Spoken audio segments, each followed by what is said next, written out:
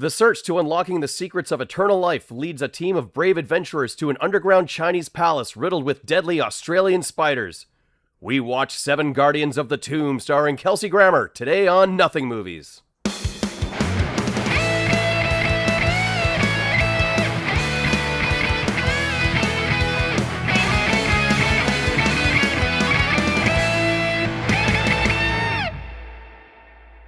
And one and a two and we sail the ocean blue, and our saucy ships of beauty. We are noble men and true, and attentive to our duty. I really thought there would be an outside chance that I could get you to sing along with Gilbert and Sullivan to me.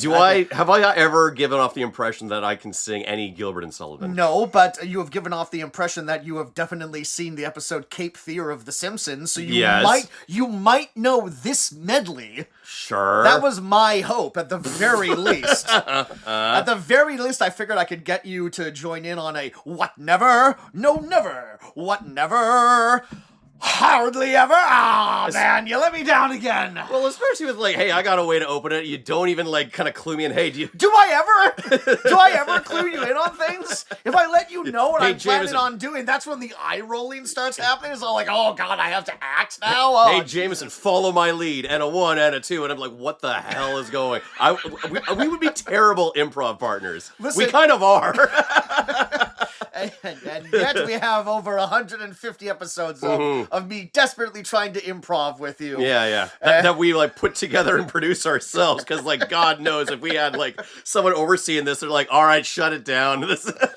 Well, someone's listening to it. And to that person, I say, welcome. Hello and thank you. Hello and thank you. And welcome back to Nothing Movies, where we go through the filmography of an actor. Fuck, I've done this so many times. It's the podcast where we go through an actor's filmography and choose the most anonymous and culturally untalked about movies that they've made. There we go. Yeah. I had to find the groove. I had to find the rhythm now. Yeah, all that Gilbert and Sullivan pushed it out of your head. That's right.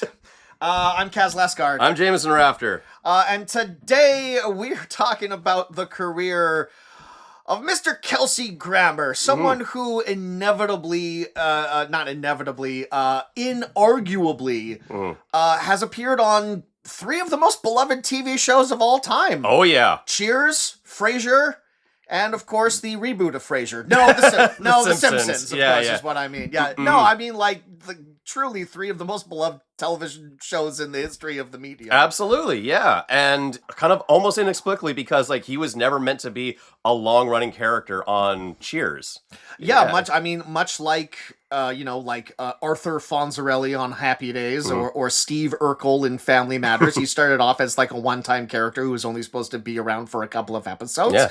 But he, the character of Dr. Frasier Crane, has kind of gone on to eclipse the show that sprung him, even though he's still that's still a beloved show and he's still a beloved character on that show. Yeah, that character has been around for decades. And for any actor to have played a beloved role like that for that long is very rare. I mean, outside of say a fucking soap opera actor, I don't think there's anyone you can point to and say yeah, they have this kind of longevity. That's actually a really good point. Aside from just the 2 spin-off shows, aside from Cheers, aside from all of the other sitcoms that he has appeared on as Frasier Crane, he might actually have one of the longest tenures of anyone playing one specific character, especially on television. Yeah, for sure. But today we are talking about the film Seven Guardians of the Tomb. And let me tell you, after watching this movie, that is one of the most unnecessary additions of a number into a title I can think of. Because initially, this is a Chinese-Australian co-production. And as soon as I saw that, I was like, fuck yeah. The Aussies and the Chinese have yet to let us down with some of their offerings. Absolutely. Yeah, that's a really good point. This is the first time we're watching a collection of their combined cinematic efforts before, but you're right. A joint venture. We usually love Australian films and we usually love Chinese films. This originally was a film that was supposed to be called Nest. Oh, that's a better title. A much better title, but then for Chinese and Australian markets, it was retitled to simply Guardians of the Tomb. And it wasn't until North American streaming that for some reason they added a 7 in front of the word Guardians. And also, if you take a look at the poster, just flat out stole the same fonts that they use for Guardians of the Galaxy. Absolutely, yeah. I clocked that when I saw the title. I was like, wait a minute.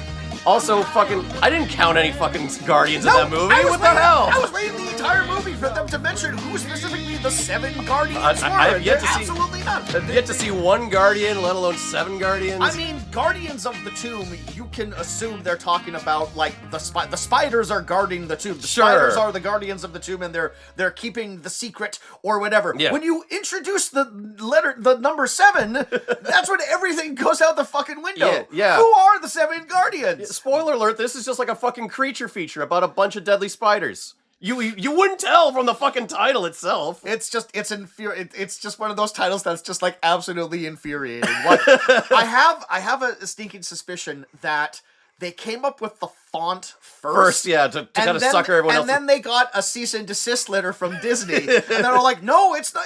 It's 7 Guardians. It's very different from your thing." We sure we don't want to go with the original title there? Like, no, we got to sucker a bunch of Marvel fans to check this movie out.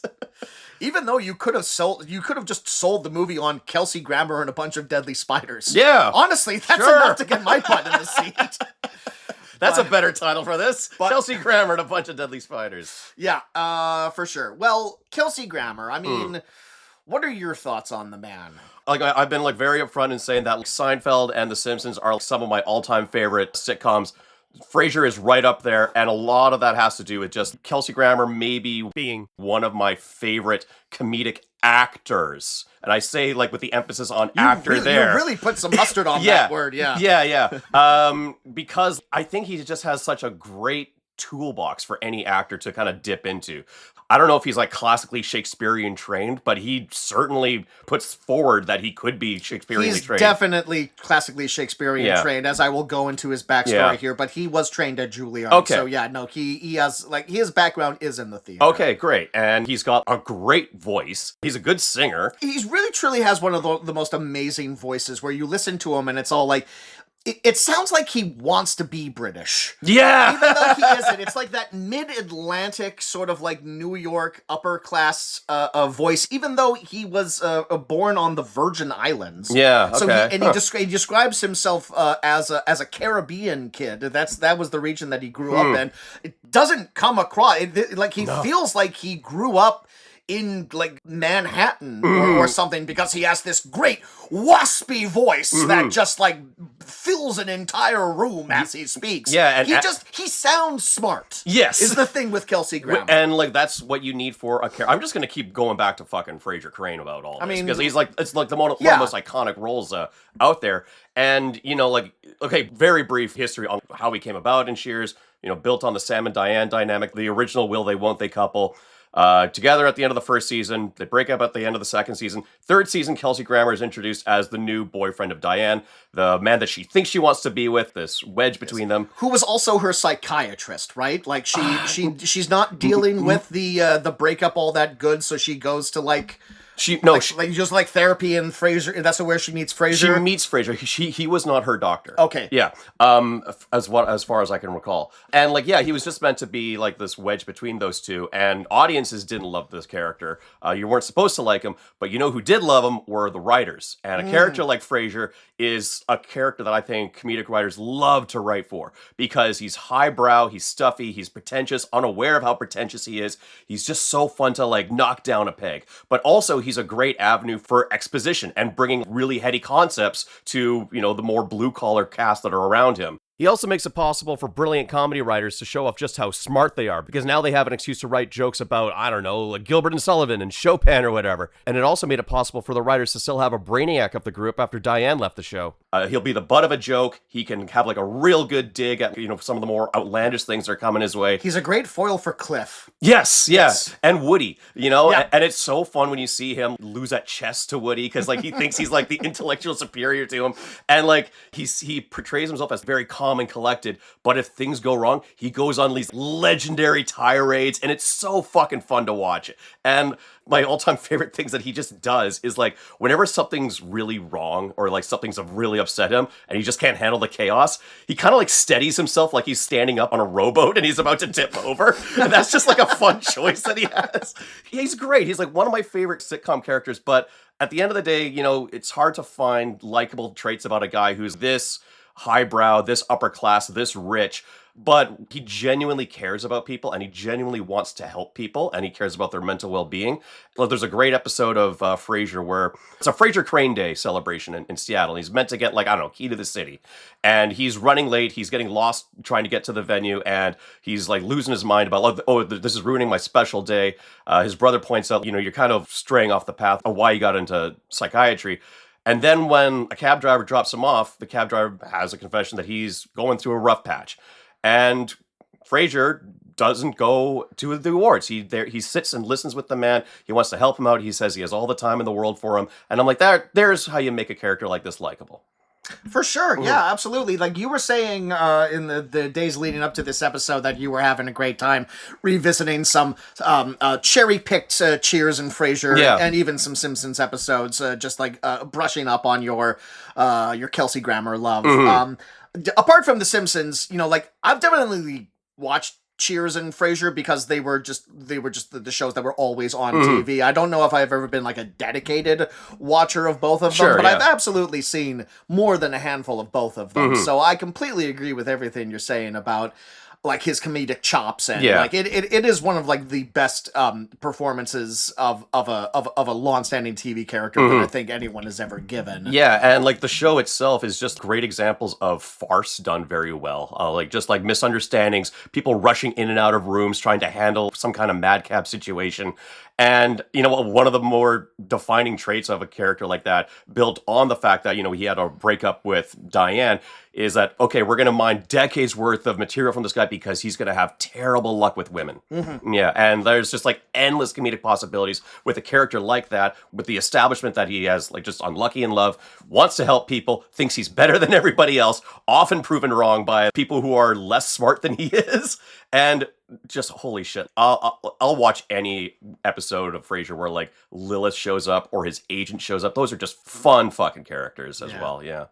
Well, yeah, great foils. You did such a great job of building up all of the reasons to love Kelsey Grammer. Oh, here we go. Now I'm immediately going to steer this ship into the rocks because there are two things that I think everyone who looks into Kelsey Grammer's life ends up knowing two truths that we have to reckon with. The first is that Kelsey Grammer has led a spectacularly tragic life. Yeah. His life has been beset by numerous just like horrible tragedies that would make any person like understandably give up on life and just be all like, that's it, I'm just going to earn a living and I'm certainly not going to have the joie de vivre that he carries himself with. But just to briefly go through this, in 1968, when Grammer was 13, his father, Frank Grammer Jr., was murdered during the Holy Week uprising, a wave of civil disturbance following the assassination of Martin Luther King, which resulted in 43 deaths across 11 American cities. God damn. In 1980, Grammer's two younger half-brothers, Stephen and Billy, from his father's second marriage, both died in a tragic scuba diving accident in the Virgin Islands after Billy failed to surface following a suspected shark attack, and Stephen suffered an embolism while searching for him. Jesus Christ. And of course, most infamously, in 1975, his sister Karen Grammer was kidnapped, raped, and murdered by spree killers Freddie Glenn, Michael Corbett, and Larry Dunn after she had finished her shift at Red Lobster. Grammer himself identified her body following the murder. Oh my God. Like, any one of those would be reason enough to just, like, give up on life. Just break a person. But it's so, like, and Kelsey Grammer has had long-reported struggles with alcohol and drug abuse. He's had, I believe, 5 marriages and has about, like, 8 kids. Yeah. So he's obviously led a tumultuous life. Yeah, and from what I understand of his, just to talk about, like, his profession, I know that he's been called out numerous times of being somewhat difficult to work with, very unreliable for rehearsals. But of course, like when the camera's rolling, he gives you gold. But yeah, you can't really blame a person for having that attitude. Just when that laundry list of tragedies. Absolutely, yeah. Like, yeah, it's kind of insane when you look at them all together like that. Yeah. So on those degrees, like, yeah, I nothing but sympathy for the man in that regard. Nothing but sympathy for the man in that regard. Which brings me to the next unfortunate talking point, and I promise we won't spend too long on this, are his current day politics, which, to be blunt, aren't great. No, he's made no secret about like how much of a staunch Republican he is, to the point where like it makes other people uncomfortable how often he brings that up, and just like anything would be better than just having a Democrat in charge. And I'm like, really? with the current goings on and everything, really? Yeah. So yeah, unfortunately, one of those guys who like, separate the art from the artist, because like I think he's immeasurably talented, and I think his reputation is what's keeping him from landing stronger roles or like having like a bigger presence in film. I mean, it's interesting because he does have like one of the most amazing television careers, but he has been, like noticeably pigeonholed when it comes to film and also like any other television series that he tries to do that isn't Frasier related. Yeah. Because he's had multiple non-starters of TV shows that just didn't catch on at all. Yeah, I seem to recall there was like one kind of failed sitcom he did with Martin Lawrence. Yes, where they were, I believe it was called Partners, where they were mismatched lawyers. Yeah. There was another one that was just called Hank, where he was just a family man that moved back to his hometown, just like not remotely that interesting of a premise. It's just all like, Kelsey Grammer's a family man. He's a sitcom dad, yeah. And no one truly did. I like him better when he's haphazardly single. Yes. So look, obviously there are celebrities that are far more insidious and obnoxious than Kelsey Grammer is. He's not as bad as, say, Rob Schneider or Kid Rock or some of these other ones. Unfortunately, he has hitched his wagon to one of the most horrifying regimes in current modern day history. But every time I feel bad about that, I just watch the video of him falling off the stage, and I feel better. Which I do want to mention as one of his greatest roles. It's so funny. It's funny because he didn't like actually hurt himself that badly. It's just he's just walking. I forget what I meant to look it up beforehand. He's just walking along, and it's just a combination of him just going down and him just going like, "Dear God," which is something right out of Frasier. It's great. But yes, anyway, so all of his past tragedy behind him, Grammer did attend Juilliard, but after his sister's murder, he eventually dropped out. He had a 3-year internship with the Old Globe Theater in San Francisco. He made his Broadway debut in 1981 as the small role of Lennox in Macbeth. But he was soon promoted to the lead role of Macbeth, following negative reviews of the original actor. Oh, okay. Which has to suck for that guy, but like a pretty good calling card if you're Kelsey Grammer and you're just starting out in Broadway. For sure, yeah. Hey, the lead of Macbeth, he kind of sucks. So you know what? Let's get this guy who's playing like the bit part there. Yeah, like the 14th most important role in Macbeth is now playing Macbeth. Yeah, like, wow, the bench runs deep in that play. He then followed that up by playing Cassio in Othello, co-starring Christopher Plummer and James Earl Jones. And he sung on the recorded demo of Stephen Sondheim's Sunday in the Park with George, with Mandy Patinkin, his former Juilliard classmate. A demo is like basically if they're shopping around a new musical before they stage it for potential investors, they basically just do a cast recording. Oh, like a dry run? Yeah, okay. So he was like in the original dry run of that musical. Okay. Yeah. And it was in fact Mandy Patinkin reportedly who recommended Grammer to a New York casting agent, which led to his casting as Dr. Fraser Crane on season 3 of Cheers.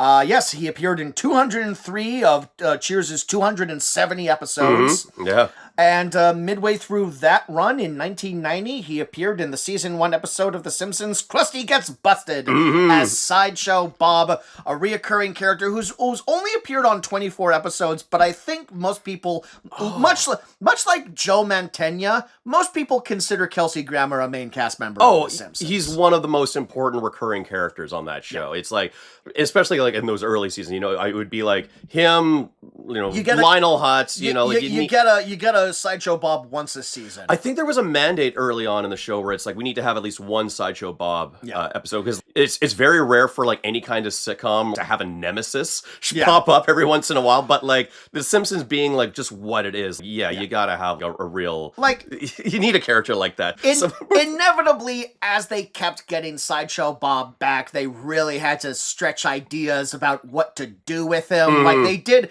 I don't remember what season it was, but there was eventually an episode where Sideshow Bob, like the episode ends with him breaking into the Simpsons house and actually getting Bart dead to rights, and then ultimately realizing, I can't murder you, I need you in my life, we need to have like this back and forth like we're Batman and the Joker forever. And around that time is like the point where it's all like, we've run out of what to do with this character. But it's nice that they still use him. I'm firmly of the opinion that they should just cancel the fucking Simpsons already.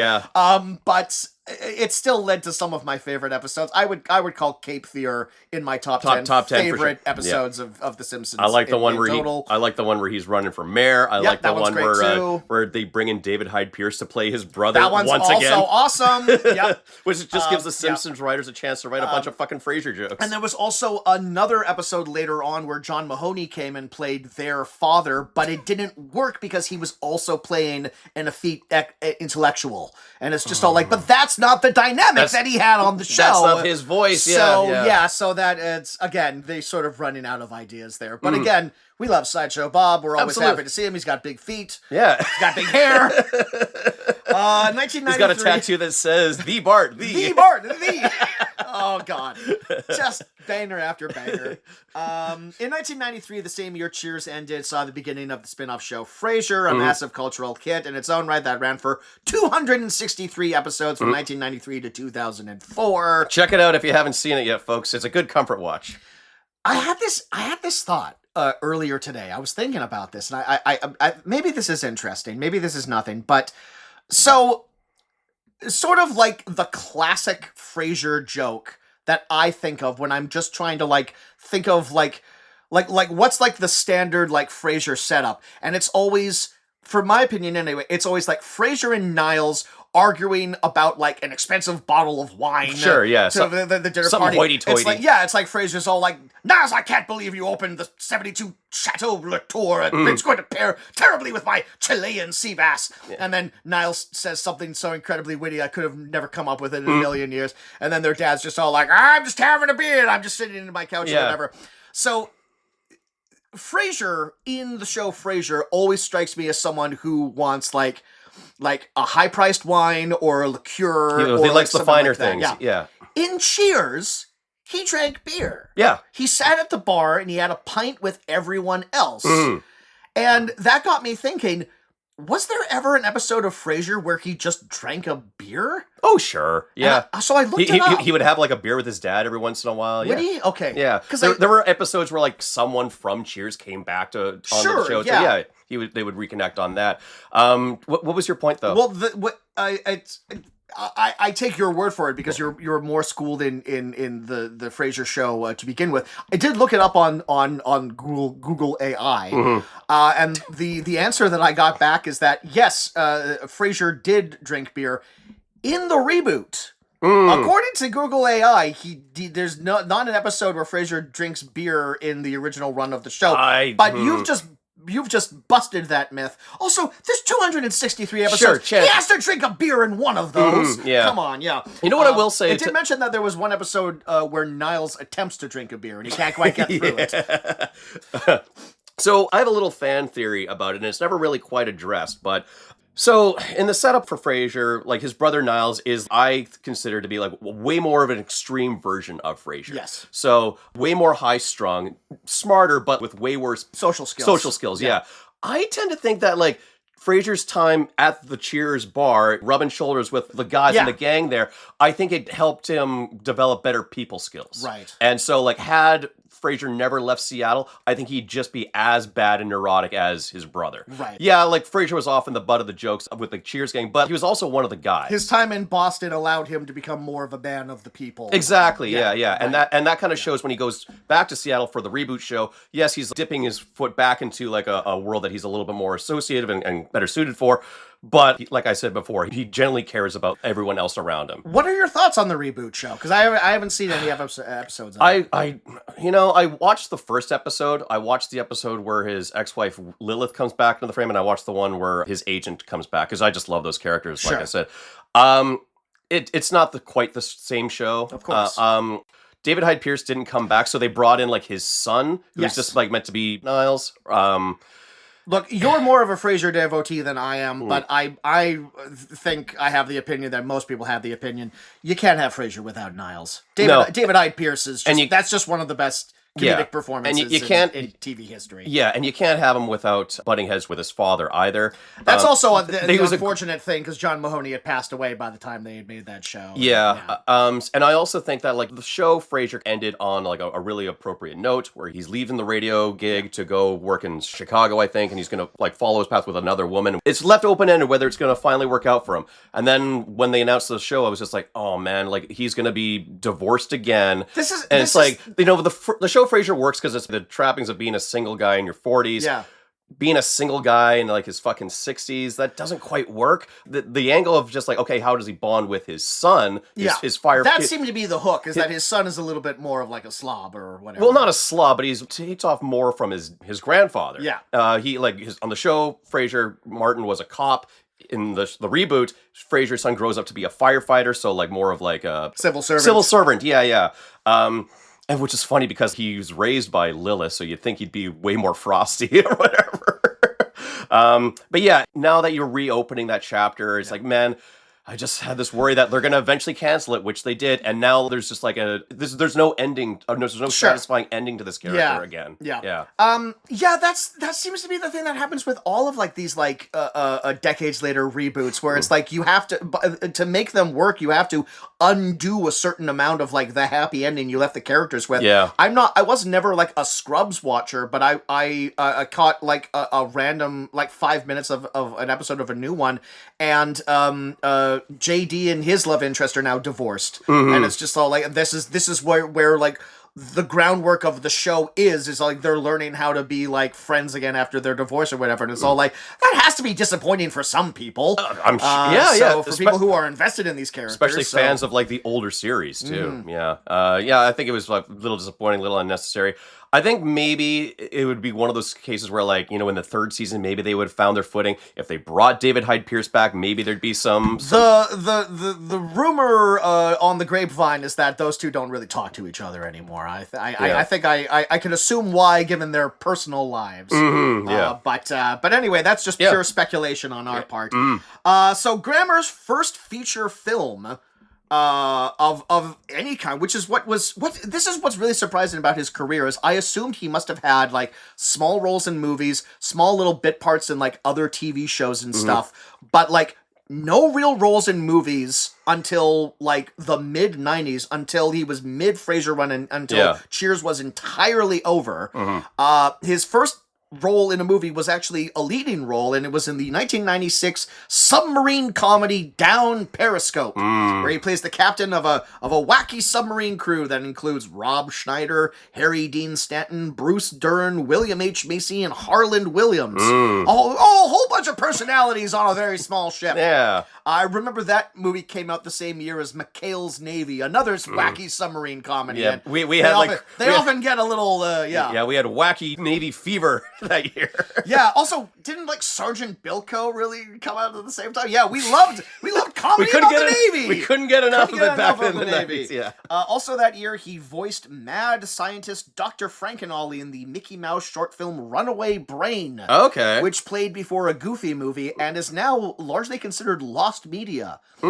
Disney Plus, for some reason, won't show that anymore because they say it's too scary. Bad for the brand. Bad for the brand. I remember thinking it was fucking cool. Yeah. Mickey Mouse gets his brain switched with like a Frankenstein monster. Kind of fun. Yeah. 1997, he voiced Vladimir in Don Bluth's animated film Anastasia, the movie that everyone always assumes is a Disney film, but is not. I haven't seen it. All I know about it is just like, yeah, it's like it's a fun, whimsical tale of the Romanovs and Anastasia. Yes, and of the murder of like a small girl and the rumor that she actually survived, but no, she did not. Yeah, but they're going to Disney-fy it. Absolutely. For not being a Disney movie. And Rasputin was a villain, even though if you look into Rasputin's history, he was actually a Boney M song. He was actually like a pretty decent guy. Anyway. 1999, he voiced Stinky Pete the Prospector in Toy Story 2. Yeah. Back when they were doing the twist villain thing. I mean, if you cast Kelsey Grammer in your movie, there's a better than average chance he's going to end up playing the villain. Yeah. And once again, he's playing like a very sophisticated character in that. But I just love the way that they depicted him like on the TV show of like Woody's Roundup. He's like I'm the goofy prospector character, shucks. And then he's the highbrow sophisticate that you cast Kelsey Grammer for. 2001, he plays a sleazy news reporter in the Robert De Niro thriller 15 Minutes. I only mention this because that is a film directed by John Hertzfeld, director of our first episode, Reach Me, which also stars Kelsey Grammer. Okay, yeah, yes. yeah. I forgot to mention, yes, this is the first time we're talking about Kelsey Grammer in 6 years? Huh, yeah. It's been a minute. Yeah, he's been around. He's been with us the whole time. He's been in multiple TV movies, including The Pentagon Wars with Cary Elwes and Viola Davis, The Sports Page with Bob Newhart, Benedict Arnold, A Question of Honor, in which he played George Washington, A Christmas Carol musical, where he played Scrooge, and Mr. Saint Nick, where he plays the playboy layabout son of Santa Claus. That one sounds kind of fun. That sounds, yeah. 2006 saw him cast, to basically everyone's universal delight, as Dr. Hank McCoy, a.k.a. Beast, in X-Men The Last Stand, an absolutely terrible movie that he is maybe the best part of. Absolutely agree with that. And, you know, I know, like, a lot of people don't look back on those X-Men movies quite fondly, but, man, like, they nailed some of the casting. That's one of the best superhero-to-actor castings of all time. Yeah, I mean, like just, they knocked it out. They knocked it out of the park with Hugh Jackman and Ian McKellen and Patrick Stewart, of course. And then when they announced Kelsey Grammer as Beast, you're just like, oh yeah, I remember like the internet was in its infancy back then when it came to like film message boards, but like no one had an issue with that casting. No, everyone was just all like, yes, perfect. That's the one, yeah. And it's just like, you got to imagine some of the producers are sweating bullets. It's just like, what if Kelsey Grammer says no? We're fucked. And then one person was all like, don't worry, we've already got Vinnie Jones for the Juggernaut, so it'll be fine.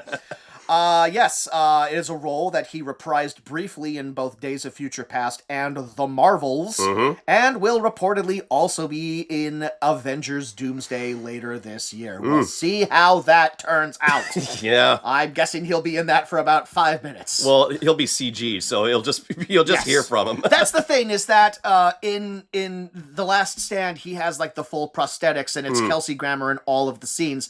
When he shows up in the Marvels, he's just fully CGI Kelsey Grammer now, and he looks a little more comic accurate. You know what? He looked comic accurate the first time around. Yeah, but I also get that like it took like Rebecca Romijn like 12 hours to get the makeup on for Mystique, so I get why they want to try something different this time. And at his age, he doesn't want to fucking sit in a makeup chair for 5 hours or whatever. He doesn't want to move around that much, I imagine. Yeah, on the one hand, like, that's supposed to be the Fox X-Men movies, but they're trying to shoehorn into, like, the animated series X-Men with the live-action actors somehow. And this feels he doesn't want to sit in a makeup chair. Because Marvel is now in the process of rebooting X-Men, like, from the ground up with entirely new actors. Getting the original Fox X-Men cast back for Doomsday does feel like the grand finale for the... Well, for the sense that, so, like, Stewart and McKellen aren't getting any younger. Nope. So it's all... This does feel like this is finally... The final ride. Finally going to be the thing, except for Hugh Jackman as Wolverine, because that will never stop earning money. Mm-hmm. He's going to be playing that until he's fucking old man Logan, let me tell you. For as long as Kelsey Grammer's been playing That's Frasier. Right. 2008, he played the President of the United States in the comedy Swing Vote, in which Kevin Costner is the one American who has to decide who the president is going to be, Kelsey Grammer or Dennis Hopper. An impossible choice for anyone to make. Also that year, he played General George Patton in An American Carol. I think we briefly discussed doing that as like a Christmas episode one year, and we both kind of agreed this movie's just gonna fucking piss us off. And then we would have to watch An American Carol, which is from the one Zucker brother who also got Crazy Mega, and that's a pretty mega fucking movie. John Voight's in it, Trace Adkins, Robert Davi, Bill O'Reilly has a cameo from what I recall. It hasn't aged terribly well. 2010, he appeared in Tim Allen's directorial debut, Crazy on the Outside. 2011, he was in the short-lived crime drama Boss. I watched a couple episodes of that. He played the corrupt mayor of Chicago. Yeah. Kind of the only time he attempted to do like a drama TV series. Absolutely. And it's, there are better shows out there. Yeah, I can't even recall like much about that show other than like the lady who played like his secretary was really attractive. And she got naked in practically every episode. So okay, there you go. Bookmarking Boss for later. So funny how that joke always works, even though like we've been living in like the golden age of pornography. It's just, if I want to see a naked lady, it's very easy. But it's all like, you tell me there's a naked lady in this show. Hey. 2014, he's the human antagonist, Harold Attinger, in Michael Bay's fourth Transformers film, Age of Extinction. Okay. A very bad film, but they're all you don't say. They're all terrible. But that one does feature a climax where Optimus Prime shoots Kelsey Grammer with a big fucking gun, and he just like slams across the fucking door. He's just fucking dead. Oh, that's all right. I love how much Optimus Prime just murders people in those movies. Yeah. Also, that same year, he's in, of course, the most logical movie for him to be in, The Expendables 3. Yeah. I still remember the character posters for that, where it's like Jet Li, Jason Statham, Dolph Lundgren, Kelsey Grammer. Yeah.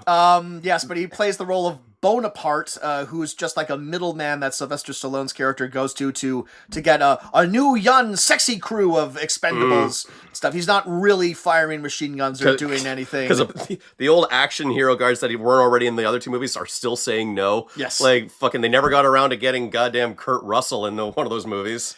He was too busy in doing the Fast and the Furious movies. I guess so. Yeah. Vin Diesel got his hands all over him. The interesting thing about Expendables 3 is the same year that he does that, him and two of his co-stars from that, Sylvester Stallone and Terry Crews, ended up in Reach Me, which was also released that year. So they went from the set of one movie to the other one. I see. Even though I don't think any of them share screen time, but I don't know. I just thought that was a weird coincidence. And what else here? He's in 51 episodes of the Netflix cartoon Troll Hunters. He's in the Nicolas Cage thriller Grand Isle. He plays the amazingly named Darius the Rumble Grouch in the great shitty film Money Plane. Oh, yeah. Alongside Thomas Jane and Edge. Yeah, the Red Letter Media guys did a whole episode on that one. Written and directed by the Lawrence siblings, so Jory Lawrence and Matthew Lawrence from TGIF. Man. That's fun stuff. Man, if the RLM guys didn't do it, that'd be a shoo-in for one of our... That's what we'd probably be covering for our Kelsey Grammer. For WrestleMania. Or WrestleMania, yeah. The other thing we forgot to mention about Kelsey Grammer, of course, given his political leanings, he's also hyper-religious, and lately he has been showing up in quite a lot of productions from Angel Studios with titles like The God Committee and Jesus Revolution. In 2021, I'm sorry, Jameson, I have to spend a little bit of time in this. 2021, he is in a film called Charming the Hearts of Men. Oh yeah. Which I pitched as a possible episode for this, and after watching the trailer, it's all like, we probably can't sustain an entire episode on this. I just need to get out all of my bits on this.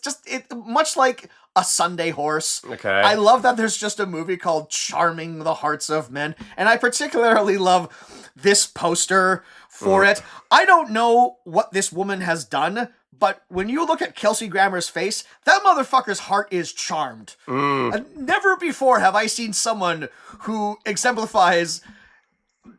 Give me charm, Kelsey. Give me charm. Yeah, he walked into the studio and they're all like, okay, Kelsey, for this poster image, your heart has been charmed by a woman. He's all like, all right, hold on. Yeah. You And know, they got it in one. They didn't need any sort of break. This motherfucker is charmed the fuck. he looks like he's smiling for a picture, but they're taking fucking forever to take the picture, Come and on. it's turning into I can only be charmed for so long. Take the damn picture. My heart only has so much charm in it. In 2026, this current year, he has the 2 box office juggernauts of Avengers Doomsday and, of course, Young Washington, which was recently released on July 4th to rousing success. Really? Yes. Oh. Well, in terms, they always, like, Angel Studios is like this big... conservative Christian production company. They did Sound of Freedom. They did all these things, but they always do this thing where like they'll get church groups to like buy out theaters so they can go. So they somewhat fudge their box office numbers a little bit, but they are now somewhat getting like a little bit of a. But Young Washington, weird cast that also includes Ben Kingsley and Andy Serkis. Not quite sure how that ended up that way, but there we go. That's Kelsey Grammer's career. I obviously skipped over a ton because he does a lot of TV movies. He does a lot of bit parts in voiceover stuff. He was the villain in that animated movie Storks, which I haven't seen. He's an evil stork. Okay. But he's all over the place, and he'll probably continue to voice Sideshow Bob until they start just taking so the show stops being profitable. I'm fairly confident now in my belief that The Simpsons will never end. Like when I was maybe like 10 years ago, I'd be all like, wouldn't it be weird when The Simpsons is finally off the air and there aren't any new Simpsons? Now in 2026 is like, that shit's Disney is never gonna let that cash cow die. The actors are gonna die and they're gonna AI their voices. It's gonna be a horrifying future that we have to look forward to, Jameson. No argument there. I remember when the movie came out and thinking that like this would be a good place to end the show. Here's a depressing fact that I picked up on. So there were 17 seasons of The Simpsons before the movie came out. Since the movie has come out, there's like 19 more seasons. And they're doing a second movie. Because money. Because the finger thing needs money, to quote the show itself. Yeah.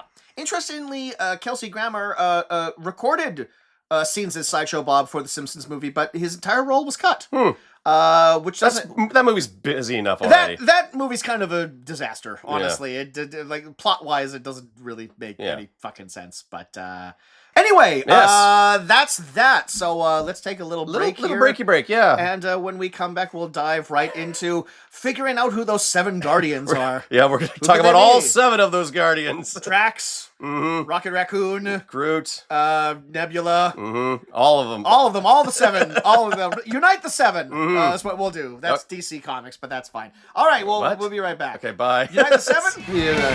I'll explain.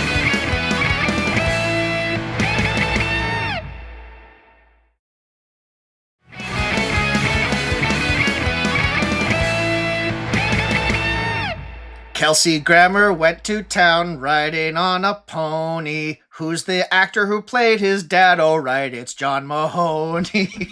I should credit Luke McGarry to that on Instagram. I didn't come up with that, but I remembered that the other day, and I thought that was cute. Oh, okay.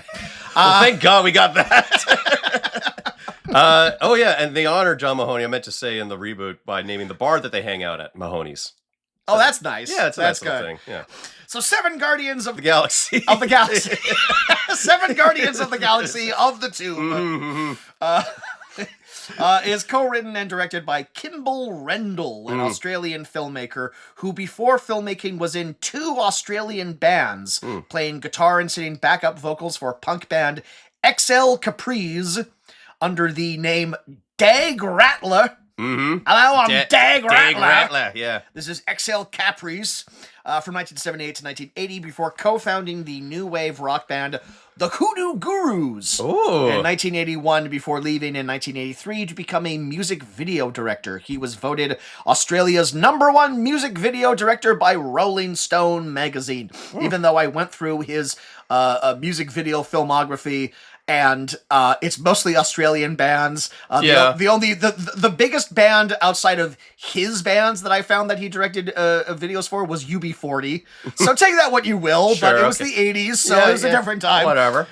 He directed the short film Hayride to Hell, starring fellow Australian Kylie Minogue, who would later star in his debut film Cut, a slasher film about a filmmaking team attempting to finish a cursed movie whose previous director mysteriously died. Oh. Rendell would then do second unit directing on The Matrix sequels, I, Robot, Ghost Rider, Knowing, and Gods of Egypt. Okay. Before his second directorial effort, Bait 3D, about a group of people trapped in a flooded supermarket after a hurricane, and wouldn't you know it, a bunch of sharks show up. Okay. So good action pedigree for this guy. He's got action, horror pedigree. Yeah. And sadly, Seven Guardians of the Tomb would be Kimball Rendell's final film, as he passed away in 2025 after an unspecified illness. Oh. Yeah, so a bit of a bummer on that front. Okay. But he's got his cinematic legacy will endure forever. Will endure forever with Seven Guardians of the Tomb, the biggest Australian Chinese production to date.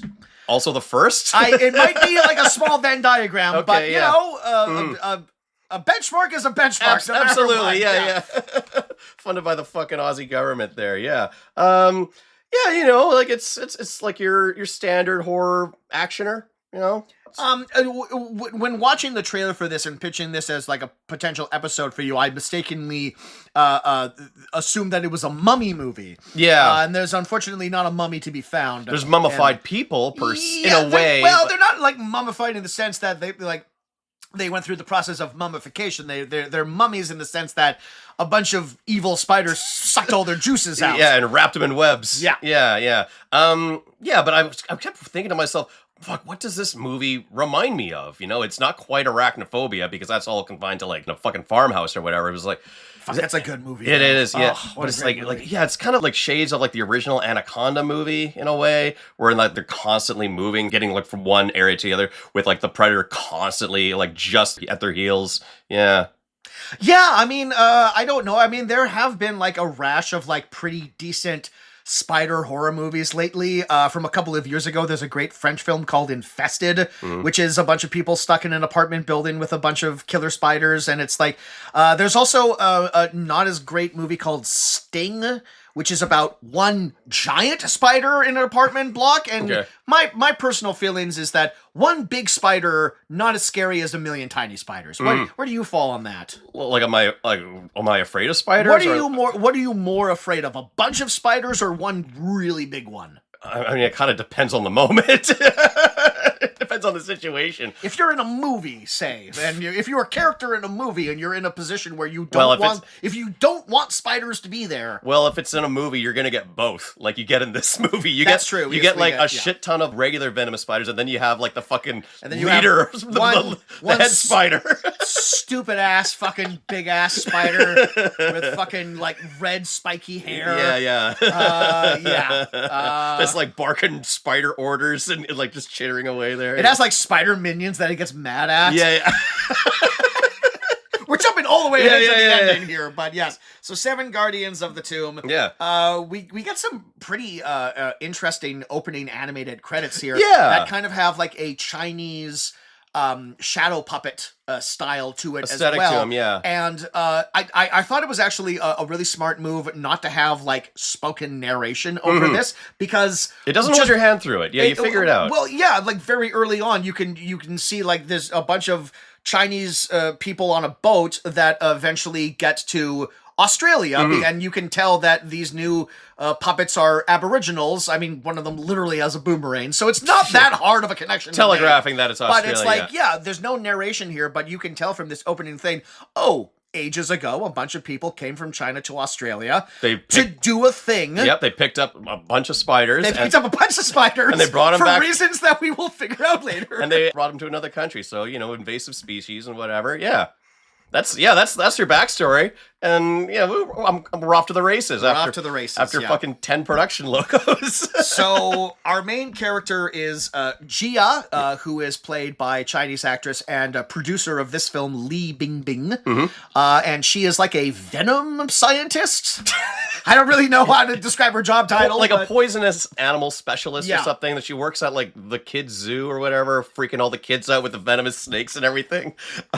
What does she say to like this one little boy? Like, she has like a Sam Neill Jurassic Park moment where she kind of like freaks out, like one little kid was all like, the snake's gonna get you, or whatever. Yeah, but she's like, don't worry, I'm sure you're gonna grow up to be a brave adventurer, just like my brother.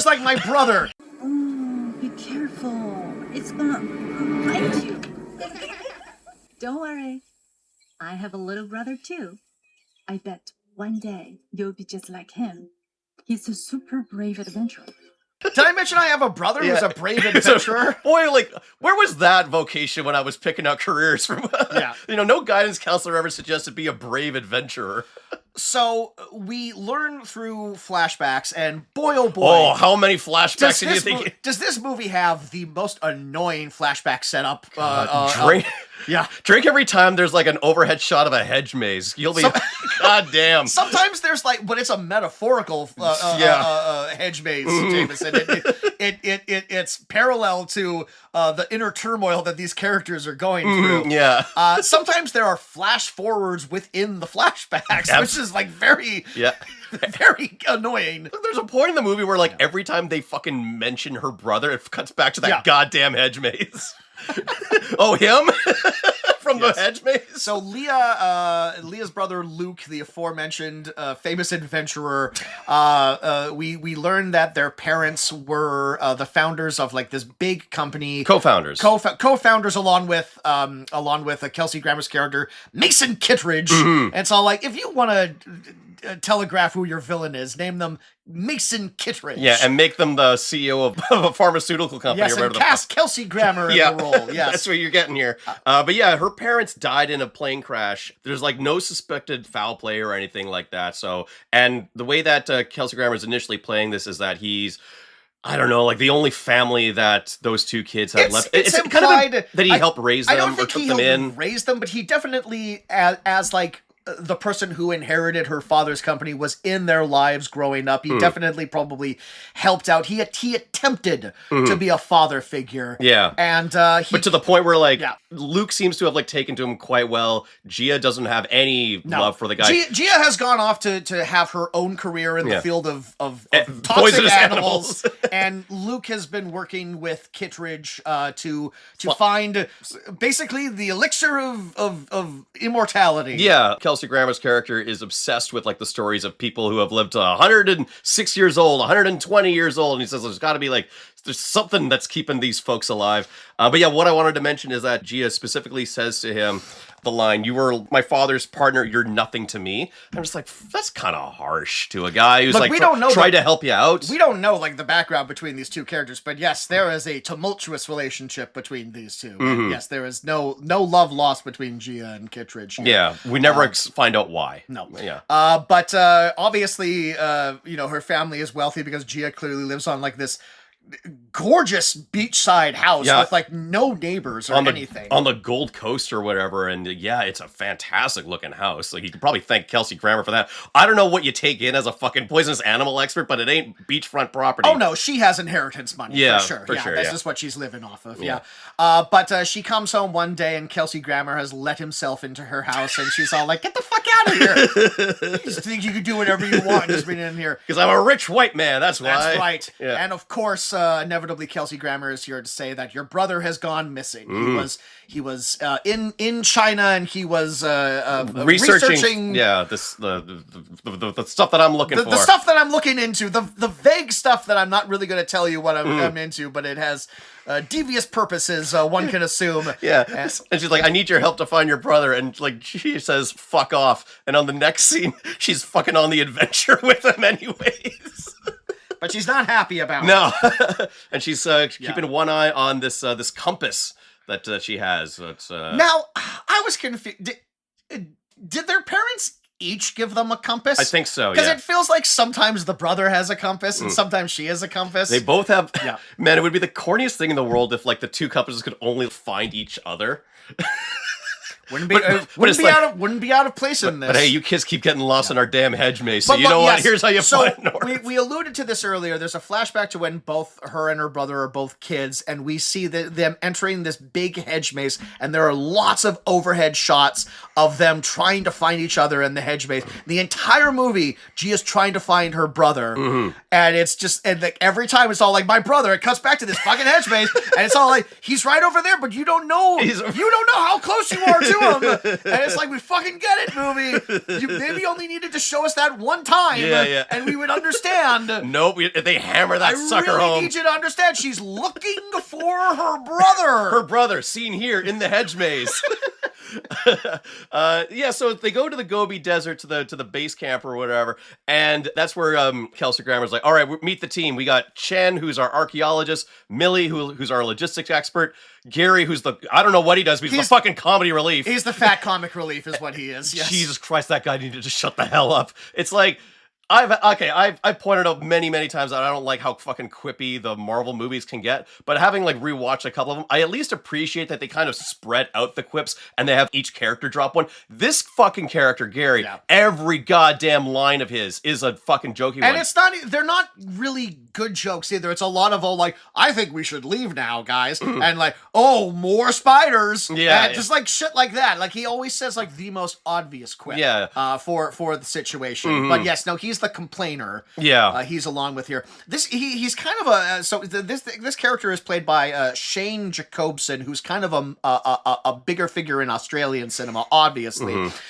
He's known for a pretty well-received Australian mockumentary called Kenny, where he plays a porta potty attendant who has a very positive outlook on life. Okay. And apparently this was a really big hit in Australia, and it led to a spin-off TV show. Oh, okay. So yeah, so he's kind of like the fourth biggest name in this thing. I guess unless you live in China, in which there's probably like 3 other people who are like massive stars that I've never heard of before. Sure, gotcha. Yeah. Yes, but also among this team, roaring in on his motorcycle, Motorcycling into the movie is Jack Ridley. Jack Ridley. Just like the most like obnoxious main character energy guy you can imagine. Yeah, our search and rescue expert and everything. He's played by Kellen Lutz of Twilight fame. I've still never seen any of those Twilight movies, so I have no frame of reference for this guy. Right there with you, pal. Yeah.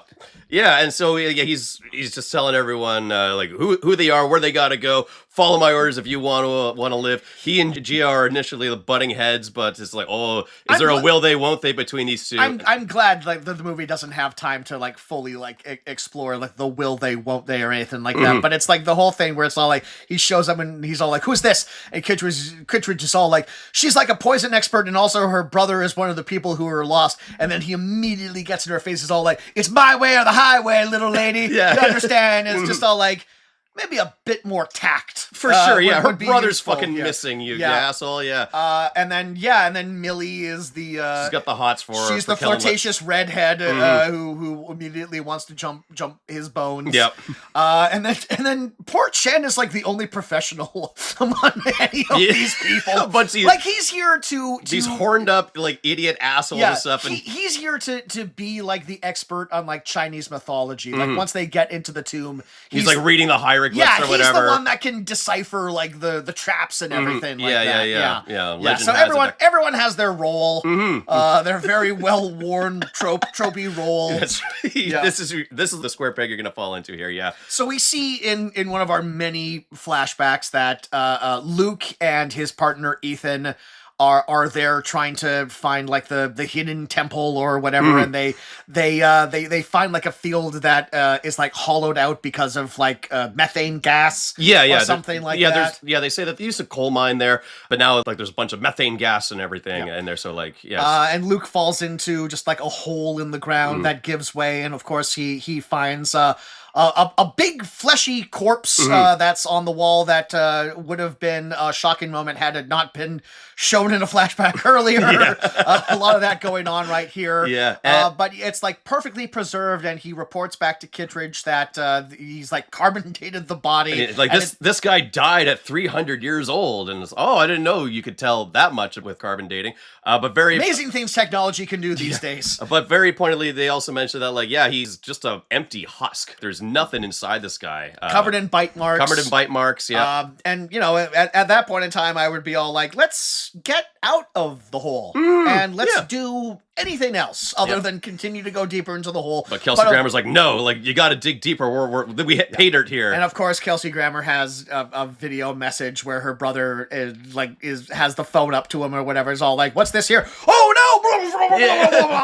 That's the last footage that they have of him or whatever. So now they're on the mission, and now they're trying to and Jake has, that's his name, right? Jake has a GPS tracker on him, so they have a vague idea of the last place that they were. Yeah, but they have to act quickly because there's a lightning storm, dust storm happening in the desert, and it's a lightning storm, and because of all of the pockets of methane, every gas, time lightning strikes the ground, it's big fiery explosion. The same big fiery explosion. Did you notice they got a lot of use out of that one CGI effect of something exploding. I don't care, man. That was fucking cool. I like that, and I like that it was like anytime fire rains down from the sky, I'm having an all right time. And explodes from the ground. Yeah, it's all good stuff.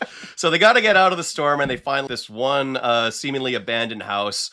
And, the creepy horror elements start popping up here because, they're creeping around corners, open up doors and everything. It's like this massive field of absolute nothing. Like Chen even says a line earlier where it's all like, isn't it amazing how nature perseveres in the most inhospitable conditions, and then the dust storm and the lightning come and everything, and they have to escape in their Jeep from falling rocks, and then they just find this huge house in the middle of nowhere, and it's just all like, who are these people? Yeah. Why are they living here? And this seems like the worst place in the world to live. And presumably they've been here for a while. And the underground army of spiders have only recently just become an issue for them. Yeah, and it would be a big family too, right? Because we see the dead baby that we see that's all wrapped up in webs. Which thankfully we don't actually see a dead baby. We don't see the dead baby. We see a massive web, and we are led to believe that there's a baby inside. Yeah. We see the husk corpse of the mother. We see a bunch of hollowed out cats or whatever in there. So yeah, big enough family. And they also find the one survivor, a little girl named Yin. Because there always has to be a fucking kid. There always has to be an orphaned fucking kid that they have to drag along and put in harm's way. It's all like, as soon as they open the cupboard and they find her, it's all like, and now our cast is complete. Yeah, and it's the Newt character. She doesn't talk very often, but she does have the fucking the equivalent of that. They mostly come out at night, mostly. 一开始先听到这个声音，然后就听不到鸟儿的歌声。 She said the sound came first. Birds stopped singing. 然后抓挠声出现在房子里，在墙壁上，在地板上。 It started in the house, scratching in the walls and the floor. 我们跟他们抗争，他们数量太多了。 They tried to fight back, but there were too many. 又开始了。 She said, "It's happening again right now." She has a herb that she spreads on the ground that apparently the spiders don't like very much or whatever. Yeah. But yeah, they're in this house. They're trying to avoid everything's shit's just exploding everywhere. Yeah. They're trying to figure stuff out. They can't stay in the house long. No, they can. Well, they're trying to. They're like, there must be like a cellar or a crawl space or something like that, because I think they also determine at this point that the GPS signal is coming from underground somewhere. Yeah. But before they make their way into the basement there, Chen is bit by a spider because they look at the mother corpse and we see under his skin I said previously, Chen seems like the most professional character. This is a rare lapse of judgment in Chen where him and Kittredge find the corpse of the mother, and Kittredge rightfully, as soon as spiders start crawling out of her body, before the spiders break out of her corpse, just when you notice that there are things underneath the skin, is when Kittredge is all like, Chen, we should leave now. We should immediately leave now. He's like, hold on, I want to get a good look at her. Hold on a minute. I just want to poke her a little bit more There here. seems to be something moving inside this corpse. Then a ton, and then like multiple spiders burst out through it, and Chen is still like, that's funny. Curious, sir. Curious, sir. Yeah. But one sort of medium-sized spider jumps out and bites him on his chest, and he immediately starts convulsing. Yes. And venom expert, what's her name? Gia. Immediately recognizes them as tunnel web spiders. Funnel web. Funnel web spiders, yes. Native to Australia. And they're just like, how did Australian spiders get all the way over here? Yes. And we saw the opening animated sequence, so absolutely, we're ahead of the characters. Yes, funnel web spiders, a real spider, very dangerous, very venomous. I think they take some artistic liberty with the things that these fucking things can do. I certainly believe they don't roar, which some of these spiders do. They're slightly evolved. You can tell it's like, and jumping ahead for a bit, one of the multiple flashbacks is like the flashbacks to like the ancient China. Yeah, the empire that like lived in like this area like before or whatever, and there was an emperor who for some reason thought living underground would be the way to go. It would be, and he was also obsessed with immortality. Yeah, and he also had like a grand vizier. No, they describe him as a necromancer. That's Wu Fu, the emperor's necromancer. He had a goddamn necromancer, and he said, like, I need you to find me the cure to longevity here. And it turns out it's within spiders? They explain later on in the movie that during mating season, the venom of these spiders actually have, like, the opposite effect. Yes. Where they improve life. So, yeah. It was, like, the Aboriginals who, like, figured this out and shared the information with the Chinese. Either that or they had, like, healing properties or something like that. So, like, the necromancer bought a bunch of spiders, crossbred them together, and made super spiders. Yeah, and made an immortality elixir that no one got around to ever drinking. Well, no, the emperor. The emperor drinks it, and the necromancer drinks it so he can continue to serve the emperor. Right. Yeah. But eventually the spiders just took over and just started eating everyone. Yeah. And as would happen. In any situation like as you this. do. Yes. Yeah. But yeah, like they say, okay, it's going to be like an immortality potion, and we see all these corpses and everything. I was really hoping, as you're saying, that there would be a case where like there's a mummy, there's a living fucking thing. Like, yes, these guys are all hollowed out and shit, but they should still be alive and just like living in absolute pain and suffering. Or maybe like a whole bunch of spiders crawl into a skeleton and the spider stuff like it's like a skeleton full of spiders. I'd watch that movie. just a bunch of spiders in a man suit. Hi, how's it going? He's just flopping around. Walking around like Vincent D'Onofrio in Men in Black. That'd be great. Someone make that movie. Oh yeah, we forgot to mention that Kelsey Grammer foresaw the fucking spiders, so he brought some anti-venom with him that he was never intending to share with anyone. And they get Chen's all right. He gets the anti-venom in time. But he needs a double dose. And they notably say, Kelsey Grammer's all like, a double dose of anti-venom will kill him. And Gia's all like, well, he's dying currently right now. Yeah. So she stabs him in the heart, Pulp Fiction style, and it does inevitably save his life. But they had 6 vials of anti-venom, and now they're down to 2. Now they're down to 2 because they all fall into the thing, and 2 of them break. Yeah. And then Gia's all like, where's the other anti-venom? And she immediately goes up to Kittredge, is all like, you knew there would be venomous spiders here because you brought the anti-venom. And he's all like, guilty. I have lots of ulterior motives that for very good reasons that I don't need to share with you.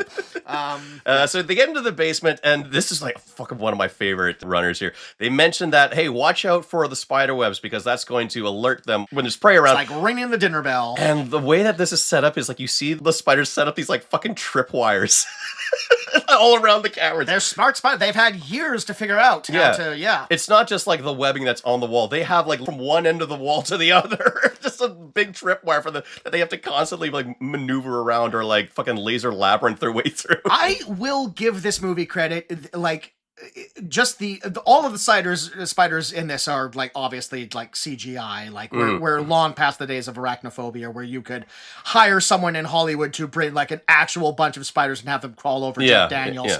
But just the sheer number of spiders and the fact that everyone is in very claustrophobic environments. Yeah. it's kind of effective. Yeah. You know, like, Yeah. I don't like being in, like, an enclosed area covered in little tiny spiders. Mm. Like, no one enjoys that. No. So, the movie gets points for pulling that off, at the very least. Yeah. But they're barely into the tomb, where, both Millie and Kittredge himself, get bit. Yeah. By the spiders. And, of course, they realize that there is no more anti-venom left, but, of course, sneaky old Kittredge, he took the last one for himself. Yeah. And when no one else is looking, he jabs it into his leg, and it counteracts the venom to a point, but it starts driving him a little crazy, makes him a little mad. Yeah. And poor Millie has been bitten a couple of times, and so they have to drag her along deeper and deeper into the tomb. Like, I'm just gonna slow you down. Nonsense. Like, come on, let's go. And then, sure enough, like, the spiders are barreling down on them. They get to this one massive chasm that leads to a lava pit. Which, as you fucking lava pit in there. Yeah, and of course, boy, this emperor really knew how to pick his locations, right? And of course, as soon as Gary sees the lava pit, he's all like, "Oh, great! Who ordered the lava pit?" Yeah. It's all like, Oh. I'm trying to remember if he had like one decent quip. No, I mean, No, I don't think he does. He's always just pointing out the obvious. It's like, oh, waiter, I asked for more lava or some shit like that. It's like, shut the hell up. He really did. They needed a couple of pass. They needed like a comedy ringer to come in and punch up some of these jokes here. For sure. But he instantly redeems himself because he finds the hidden wall switch. Well, he redeems himself by accident. Yeah. He does the classic thing where he leans into a wall and creates a drawbridge. Yeah. Which doesn't last because, like, we got to have the case where, like, okay, the last two people to cross, the bridge is collapsing behind them. And they're hanging on for dear life. And of course, at this point in time, Millie realizes that I'm dead weight. She's a goner, so go save your brother. She takes a few spiders out with her because she gets herself covered and then she leaps into the lava. Yes, like as Millie was like screaming, being covered in spiders, I was just thinking it's all like, jump into I'll take lava over spiders any day. And yes, inevitably she does jump into the lava and she takes some of the spiders with her. Yeah. But yes, we're now one character down. Yep. And there's just like a lot of other moments where like every other, like, hell, I'll say this about the movie, every other scene is in a different location of this palace. But it does inevitably end the same way, where they enter a room, they figure out what the thing of the room is, and then the spiders get into the room. That is kind of the entire movie. Yeah, and the spiders just barrel down on them all the fucking time, and until they find like the hidden wall switch that spins the revolving wall around, and then they buy themselves some time. And that's your movie. That's your fucking movie over and over. But we're starting to introduce that there's like one like big spider, the general spider who doesn't really interact with like the trapped people or anything like that, but he's kind of like behind the scenes, and you can tell that he's kind of like issuing orders to his like little like spider friends or whatever. Spiders, like famous pack animals. They even say in this movie that's like these spiders don't generally attack in groups, but I guess because they've been brought to this situation, they've learned to be like over the last like 300 years. This is how they've evolved. I'm sure people like stumble into the tomb every once in a while, but it does raise the question: what do these spiders eat when they're not feasting on unlucky people? Yeah. Like, how do they survive in like such huge numbers? Like, most of them must starve to death, I have to imagine. Good question, actually. But I guess they're just like multiplying so rapaciously that it doesn't matter how many of them die, because they're always just making more spiders. But like the big spider has to eat something. Yeah, and inevitably it's got to eat like house cats or something. Oh, you know what? The big spider's probably eating the little spiders. That's how it survives. That's how it is. It has all the babies, and then it eats their babies. Then it eats more babies. Oh, okay. Well, that's bad parenting. That's not great. You know what? Big spider, problematic character. Yeah. So we get into the room where Chan reads a bunch of tapestries, and he says like, oh yeah, so the necromancer, he brought all the spiders over here and he's crossbreeding them. And that's where Kelsey Grammer runs off with the GPS to find his way up, because they find the elixir itself. Yes. And this is where he has the great Kelsey Grammer tirade, where you hire Kelsey Grammer. I think because Gia mentions to him at the beginning of the movie, "You're nothing to me." Yeah. That's where he has like the turn. I've been nothing but a good person to you, and you don't get to come with me. You don't get to escape with me because you're ungrateful. I wrote down his line because it's a great line. It's a great delivery from Grammer. He goes, I gave you everything I could, Gia. All you gave me was hate. Now go choke on it! Mason! Mason? Go to hell! I do think it's like this is sloppy storytelling in the sense that it's like Kelsey Grammer has an idea that this emperor, this society, this necromancer has figured out like some sort of immortality potion or whatever. He seems to know exactly where to find it though. Like he's just like sneaking off by himself. He's all like, there's the chest. That must be the bottle. The bottle of legend. Yeah, Yeah. absolutely. Yeah. And he just like yoinks it like immediately. And then, and then he steals the GPS and a crossbow. Yeah. I want to say. Yeah. And then he locks them in the chamber. And he goes full supervillain and he runs off on his own because he has Spider Madness. Good stuff. Good. I like it. Yeah, I laughed at this moment because like this is just like again, this is just like leaning into like the tropiness of all of these characters. But there's like in every room they go into, there's like a moment where the little girl has like a moment where she's like processing like that everything that's going on, and Gia goes over at one point in time. She's all like, "Ying, what's wrong?" And she's like, "What do you mean, what's wrong?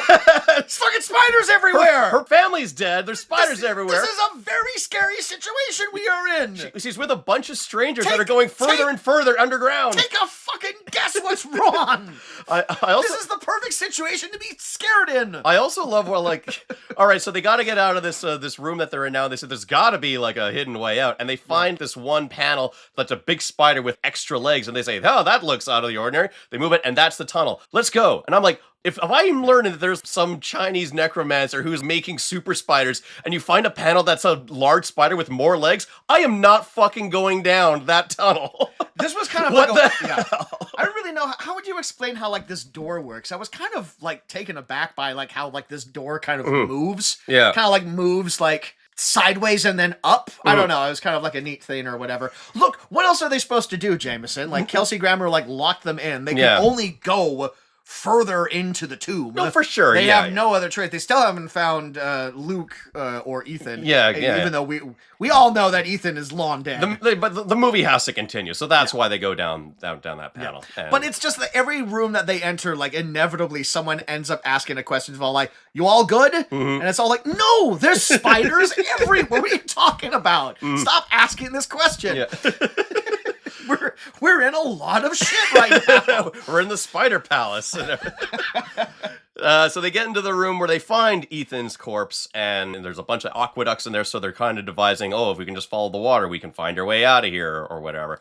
There's the classic tomb room or whatever where they have to crawl through a passage, and then inevitably the ceiling starts closing in on them. And you which think- is just like, why did the Emperor build this? Was it just security? To make sure no one else could get to his throne of spiders? Yeah. Like, what's the plan here with this? What's really disappointing for me is that no one gets crushed by that closing aqueduct door. This For is where, sure, it looks like Gary's about to get got. This is where Gary needed to get got. I was actually surprised that Gary lasted as long as he did. But this should have been the moment where Gary went splat. Yeah. But it's I mean, this is a very gross movie. It's not as graphic as it could be. Yeah. You know, for like a killer spider movie, you know, like it could be very little. Be nastier. Yeah, there's very little blood. There's very little horrific looking kills. There's a part where what does fucking Jack find in the pool? Oh, well, this is the other thing where they're in a room where there's like a big pool, and I think they find the GPS locator because Kittredge has been in this room before them, and they find the GPS locator that he stole for reasons I'm actually not sure why he took that to find his way out. I guess to find his way out, but he crawls into a pool and there's also a flashlight floating in the pool. So they go to investigate, and that's where we see a bunch of spiders and bubbles. Okay. And our spider expert is all like, funnel web spiders can survive in the water. It's all like, I believe that. I believe that's a thing. I don't think they're floating around in big Disney-style fucking bubbles like they're in fucking Dumbo's Nightmare or whatever. Or Great Mouse Detective or whatever. That was ridiculous. That was so You good. just see this killer spider and he's just in a bubble. Yeah. It's ridiculous. You're playing like an old Super Nintendo game where you gotta like hop from bubble to bubble in there. Don't let the spiders out. So we think Jack is going to get bitten, but he has main character energy, so it's just the blood of the spider or whatever. Yeah, he got blood on him from, like, I guess, killing a spider. Well, these spiders are filled with blood. No, we didn't fucking see or anything like that. Yeah. You get some backstory. Jack lost his best friend in a search and rescue aftershock in Nepal. So there's that. Which features, I think, actual footage from a Nepal earthquake. It seemed very ripped from the headlines. Yeah, so it's for just sure. all like, I don't know if the survivors of this natural disaster want to be in your shitty killer spider movie, but maybe they don't have any options or whatever. But yeah, and then G comforts him saying that you can't save everyone. All you can do is try. And I guess they bond over the fact that like, I got they a both dead. have trauma. I got a dead friend. Your brother most likely be dead, and I'm ready to accept that. Anyways, they find Luke alive in the next room. Inexplicably, but because he's the brother, then he has to be all like... I think the implication is that because we also find an empty syringe of anti-venom on the floor, and I think the implication is that Luke was able to jab himself with the anti-venom before the spiders webbed him up, so I guess it like kept him alive enough. Yeah. But I don't know, it's pretty fucking weak sauce in terms of if you were in this situation as long as this character was, you would be a skeleton by this point. And by sheer luck, he's been underground in this spider tomb or whatever for like 3 days. No bites on him whatsoever. He's got a couple of bites. They're saving him for later, I guess. Yeah. So yes, they find Luke. He's inexplicably okay. Mm-hmm. He's able, he puts his arm around Jack, and he's able to be a part of the team now. Yeah.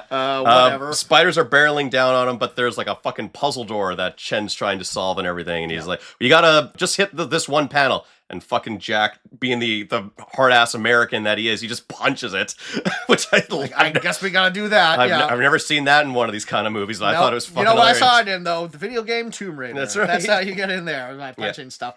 And they get into a room, and they run afoul of Kittredge yet again, who is now covered in spider bites and has completely gone insane. Is yet to take the fucking immortality potion. No, for some reason he's waiting for that, but he has a crossbow on them, and he's got them dead to rights, and there's a bit of back and forth, and I guess the implication is that there wasn't any shenanigans around their parents there was no crashing. There was no foul play, but he never sent like a search and rescue to go look. Because like he was being secretive about what it was they were looking for. He didn't want anyone else to know that was the area that the plane went down in, because so like their competitors would get wise to it. So they could have located their parents, whose bodies they never found, but because Kittredge never shared that information, they never did. So that's implied that's why Gia has such a hate on for Kittredge. Despite the fact that he's just a villain. Yeah. He's just an evil businessman, which he like explicitly says at one point. I lied. Yeah. I'm a businessman. He does seem happy to see that Luke is alive. Well, that's the kid that he likes. Yeah. That's the kid. You're the good kid. You're the good kid. Yeah. I like you. Yeah. And he tries to kill Gia with the crossbow, but Jack Ripley takes I want to say the bullet, but he takes the arrow. That's why he's here. Yeah. And then there's some sort of booby trap in this room too, where a couple of statues also have their own crossbows. Yeah. And Kelsey Grammer gets double ganked by these, and he gets like double, and it's like, I should have taken that fucking immortality potion when you had the chance. When I had the chance. Is the implication that he doesn't necessarily want the immortality potion for himself? He might, but he wants to like market it. He wants his company to develop it. His motivation is quite vague. It does feel like he himself wants to be immortal. Yeah. But that's enough of a motivation for a villain. Sure, why not? Yeah. But yeah, he's rambling at this point in time. He's making all sorts of absurd claims. The one thing that he says is he points at the little girl, what's her name? I can't remember, it doesn't matter. But he points at the little girl and he says, like, and she's been a part of it. The spiders are inside of her, and she's been leading them and moving them around and whatever. And everyone just sort of shrugs that off as, like, well, you're crazy, old man. As the insane ramblings of a crazy man. But anyway, Kelsey Grammer is out of the movie now. Is out of the movie, but there's not much movie left. He's the subject of our podcast today. I did check the running time after Kelsey Grammer is dead. There was only 20 minutes left. I'm all like, okay, that's I enough. Can accept that. That's fine. I can accept 20 Kelsey Grammer-less moments of this movie. Sure, we got our fill. This thing's almost done. There have been subjects of our movies who have been in the films way less than Kelsey like Grammer's 2 minutes or something, Mm-hmm. But it turns out that the spiders have been herding them to this big kill to the room. throne room. And throughout the film, I thought I was being smart by saying it's all like, oh, this one big spider, but he seems to vary in size from scene to scene. That was when I realized there are in fact two big spiders. Yeah, and there's a the spider, biggest spider of all. the biggest spider of all, who seems to be calling the shots, and it's like a mother spider, and it's all it does that gross fucking thing where there's Babies crawling on baby it. spiders. I hate that so Yeah, much. it's I don't like a bunch of tiny spiders, but what I hate even more are Tinier spiders on microscopic spiders on top of a spider's big butt. Yeah. I don't care for that one bit. No, it's give me the willies. Yeah. So like, yeah, the big spiders between them and the exit. I guess this spider has web slinging powers, so it's ropes. It's very Spider-Man. It ropes in Chen and Gary into who both got at the same time. I was reckoning with the fact it's all like this movie kind of has like a small kill count. I'm surprised this many people have survived, and then two of them got the exact same way. It's like the movie remembered. Oh shit! Yeah, we got to start knocking some of these guys off. So like the ending is right there. Yeah, yeah. They're just about to make it. Yeah, but it ropes both of them, and then they both get covered in spiders. Yeah, and the one, exactly. Yeah, in the one case you're happy because it's Gary, but on the other hand you're sad because it's Chen. Yeah. I wanted to bring this up. Okay. I occasionally mention things that people have written and submitted on the IMDb trivia. Ah, yes. And there's not like a ton here, but under the warning spoilers section of this movie's trivia, okay, a popular fan theory. Oh, sure. Okay. Let's just. Okay, I'm gonna stop you right there. Yeah, what's your theory, one guy? A popular fan theory is that the giant spider... Maybe he means himself, a popular fan. Exactly, I'm a popular fan, and this is my theory. Is that the giant spider and the massive spider are actually the mutated sorcerer and emperor, immortalized and changed into the Spider King and his chief lieutenant due to all the spider enzyme that they had imbibed before the spiders broke out and took over the kingdom. Where the fuck did you pick that up? It's a popular fan theory, Jameson. Really? Yeah, bring up your evidence on this. Well, plead your case. Yes. Where? But 24 of 27 found this interesting, so... Well, two people didn't find that interesting. Let's log on to IMDb right now. Let's cast our downvotes. Hold on. And I found this not interesting. I found this bullshit. I guess I can see that read because... I can't. Where the hell are you getting this from? Well, the emperor was all mean, and the sorcerer was all like, we shouldn't do this. And they got reincarnated. They became spiders. Yeah, I guess. So Jack Ripley punches the cave destruction button, I guess that's in this room, and like the cave starts collapsing. At some point in time, Luke, the brother, gets the Fountain of Youth or whatever. Oh yeah, I think it happens earlier. I think it happens in the Kelsey Grammer scene. But yeah, he like falls over dead or something, or he gets bit by a spider, and she makes him drink the elixir of immortality. Yeah, and all of his wounds heal. Yeah, and now I guess eventually he's going to become a big spider, which is what happens. I was going to say he's just now immortal now, and that's like a lot of people in fiction are right to point out that immortality is a curse to the immortal because they have to watch all of their loved ones die and they have to endure and they have like a lonely existence because they can't have long form attachments. But this man is now, there's now a walking immortal among us in this film universe. It'll all be explained in 8 Guardians of the Tomb. 2 Guardians, 2 Furious. Yeah. Yes, so they get out and the room is burning down and the tomb is being destroyed and what have you, and our 4 remaining humans get out, and the queen spider takes her aggression out on her lieutenant by like tearing him apart. I feel like maybe this is where the popular fan theory started, because like why would the spider take their fury out on their underling? Like that really comes out of nowhere. Where it's all like, why is this happening? Why now? does a spider have an underling in the first place? Yeah. But it's all for naught because a big pillar falls on the big spider and they all go squish. Yeah. All of the spiders go squish. And our heroes escape into a large jungle that seems to be like miles miles from They are civilization. on like a massive mountain, and there's nothing but like forest and jungle ahead of them, and Yeah. they're all just smiling. It's Yeah, like, we're in the clear. Let's go home. It's all like, you are very much not in the clear. Where, like now you have like like miles of jungle switchback to where I'm gonna guarantee there are probably more venomous creatures in this jungle. Sure, why not? I Yeah. mean, we didn't know that there would be spiders underground. Like, Yeah.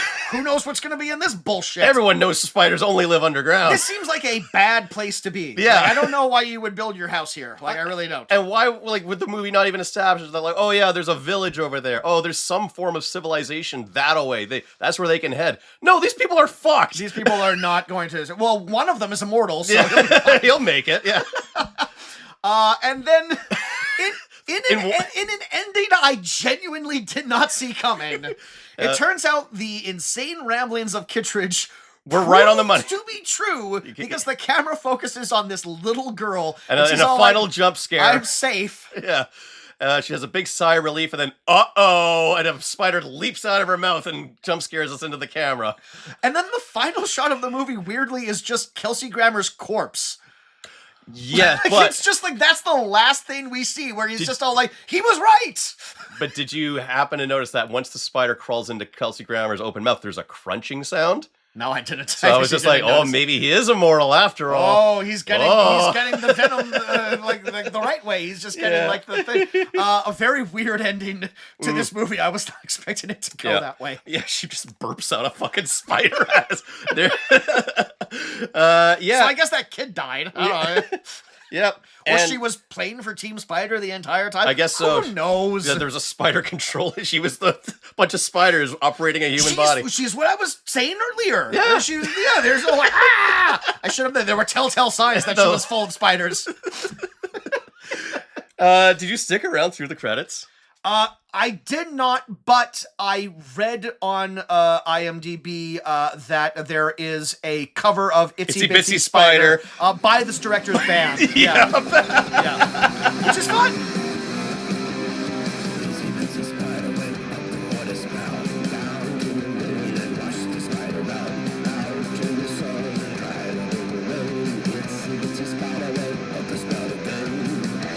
It's fine. Yeah. I stuck around for that because actually, I don't know why. I think I was just like doing dishes or something. I let the movie run, and then like when that punk song kicks in, it gave that was like the biggest scare of the entire movie. Which is, I think, the second time this year that we've done an episode where the director's band forced their way into a movie. Hey, multi-talented man. with Mead also. That director also had managed to get his band into. I don't know how he booked them. I don't know how they were available. Hey guys, get together and do me a favor. Learn Itsy Bitsy Spider, but we're gonna rockify it. Yeah, and this movie is dedicated. That's always nice when you dedicate your shitty movie to somebody. Yeah, Casper John McCallum and Christian Keeland, who have lived apparently a very short life, 1995 to 2016. Oh, well, that's very sad. Yeah, and, yeah. Wow. Yeah, quite sad. Wasn't Mead dedicated to like a singular named person? It was like dedicated to like Astro or something like that. I don't remember like that. It's someone's gerbil. I mean, hey, 13 Moons was dedicated to the victims of 9/11. So Nothing's topping nothing's topping that for a while.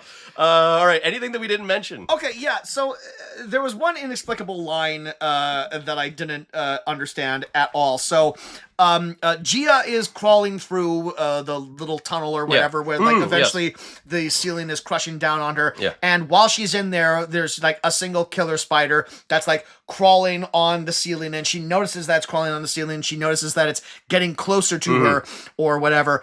And her response to this is she takes her phone out. She turns it around, Puts it into selfie mode. so it looks like she's about to like take a photo of the spider for like her Instagram reel or whatever. But then the switch is that she actually uses the phone screen to squash the spider. Yeah. And then when Jack Havoc or whatever, that's previous guest Jack Havoc. I was trying to think of like a cool name. Jack Action Man. Jack Action Man pulls her out. He says like is like thank you, and she says like, you should be thanking me. I just cured your fear of spiders. Yeah. The fuck does that mean? Well, they established at one point that Jack has a fear of spiders, but it never factors into the movie No, because he's like swatting away the spiders with like table legs and everything throughout the movie, but he just offhandedly mentions that he's afraid of spiders. Look, you don't need to bring that up. If you're a character in the scenario that these characters find them in, even if you yourself don't identify as someone who has a fear of spiders, in this scenario, Everyone you has you have a fear of spiders. Everyone would have a fear of spiders in this You're scenario. developing arachnophobia in real time, my friend. I'm not afraid of spiders, but I would be terrified in this situation. Of course, anyone would be. Yeah. These are not These aren't your garden variety spiders. Yeah, and isn't it that sort of like anyone who has like arachnophobia, it's like you freeze up, you tense up. Yeah. Like, yeah. So if you actually had like arachnophobia, like you wouldn't be able to go into the next room of the two. That's what a phobia is. You would just be all like, I'm gonna die in the lightning fire. Yeah. Actually, I'm just gonna go I'll up. take the lightning fire over this. I'm just gonna go and get exploded. Thank you. Yeah. I don't want to deal with any of that. Thank you. The only thing that I wanted to mention is that every time the bottle of the elixir of life, whatever, opens up, a little fart cloud comes out. It's made of fucking spider juice. I can't imagine it tastes great. Yeah, it can't smell like a bed of roses. That's for damn Yeah, sure. it's also like 3,000 years old or Yeah. whatever. Yeah. Woo, even right. Yeah. So yeah, that's the Seven Guardians. Yeah. Of Lee Cronin's The Mummy. Sorry. Do we think this has a certain something, or is it a whole lot of nothing? You know, for what it is, I enjoyed it. Me too. I didn't hate it. It's a dumb killer spider movie where they go through like a hidden Chinese temple and they have to do like wall puzzles and stuff like that. It's fine. You get what you pay for, Yeah. and honestly, yeah, I had a pretty fun time with this. Yeah, I mean, like, it could have been better. You could have done a lot more interesting things with maybe different puzzles in the Chinese temple there. You're right that it is quite repetitive because it's just like, spiders are barreling down on them. We escape the room, but we got to find a way out of the next room and rinse and repeat there. But like it keeps you engaged. I did like how there was always a forward momentum with it. I liked how like as soon as the fucking dust storm, lightning storm, whatever kicks up, and they got to evade that, and then almost immediately you got to evade the spiders. So yeah, there was a momentum to it that I appreciated. Yeah, it's nothing super special, but I didn't hate this. No, definitely. We've definitely watched movies that have made me madder than this. I don't think there's not a ton to hate about this. It's a generic little creature feature, and Kelsey Grammer is off the chain, playing like his standard evil businessman villain, but he does that so well that it's totally enjoyable, and the rest of the actors don't really make much of an impact. But except for Gary. Gary can fuck off. Gary, but like I'm sure that guy is funny in other stuff. This was just a shitty role that he got handed or whatever. And if no one's writing the jokes for you as the comic relief, then you kinda, that's a thankless task. Yeah. But light recommend. Yeah, sure. But I probably won't ever watch this again. But like, I'm certainly never gonna watch it again. Yeah. But you won't have a bad time watching it, is what we're saying. Yeah, but ultimately should have just called it Nest. Yeah. Because Seven Guardians of the Tomb Shit. continues to be one of the more baffling titles a movie can have. Okay, especially this movie. When I'm gathering up the fucking screenshots for this later, I'm going to have to double check to see if there are, in fact, 7 like statue guardians in that one room.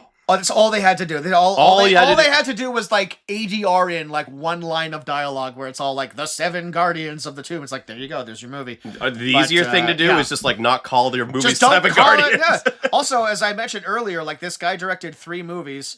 Cut Bait.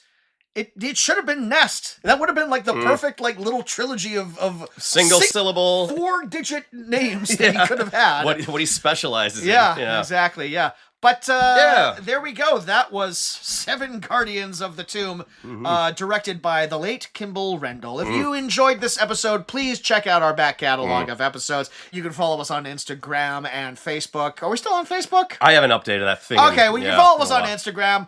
We'd like to thank Eddie Lamb for his fantastic theme music. You can follow me on Letterboxd. I'm Kaz Lesgard. You can subscribe to our YouTube channel on Spotify, and you can subscribe to my YouTube channel where I used to make a bunch of cartoons and crap.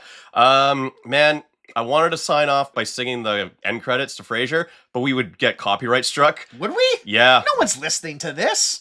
Also, you don't get copyright struck if you sing a song. That's free use. You do if you sing it pitch perfect. Yeah, that Okay, well then... And he himself has said it, and it's clearly to his credit That is an Englishman. He remains an